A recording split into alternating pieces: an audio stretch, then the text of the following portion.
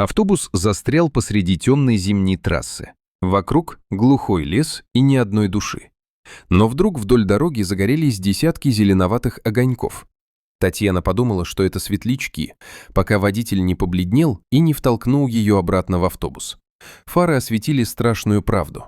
Их окружила стая волков. Эта история началась за год до той ночи. Татьяна переехала в небольшой поселок после того, как получила в наследство старый дом от тети. В родном городе она не смогла найти работу после колледжа, поэтому решила начать новую жизнь. Сначала Таня работала в магазине, потом в колл-центре, но обе работы быстро разочаровали ее. Позже она устроилась на швейную фабрику. Работа была тяжелой, но девушка решила продержаться хотя бы до весны.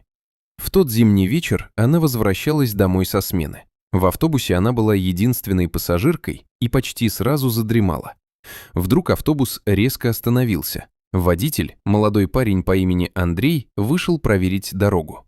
Оказалось, кто-то рассыпал металлические обломки. Оба задних колеса были пробиты.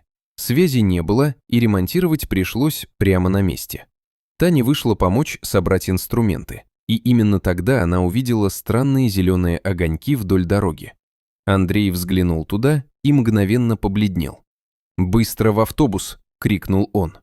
Когда фары осветили дорогу, стало ясно. Вокруг стояли волки. Десятки зверей медленно окружали автобус. Их глаза светились в темноте, а затем один из них протяжно завыл. Этот звук прокатился по лесу и заставил кровь стыть в жилах. Таня и Андрей сидели неподвижно. Через некоторое время стая вдруг исчезла так же тихо, как и появилась. Андрей вышел закончить ремонт, но из леса снова вышел один волк. Он лег на брюхо и медленно пополз к человеку. Затем отполз назад, будто приглашая идти за собой. «Он зовет тебя!» — крикнула Таня из окна. Андрей включил фонарь и пошел за зверем. Через несколько минут он увидел причину. Под поваленным деревом лежала волчица. Ствол придавил ее лапу, и она не могла выбраться. Парень нашел слабое место в трухлявом дереве и с силой сдвинул его. Ствол треснул и скатился в сторону. Волчица была свободна. Она поднялась и вместе со стаей исчезла в лесу. После той ночи Таня и Андрей начали часто общаться. Со временем они поженились и стали жить вместе. Иногда зимой, проезжая тот участок дороги, Андрей замечал, как из леса выбегают волки и какое-то время бегут рядом с автобусом, словно сопровождает его.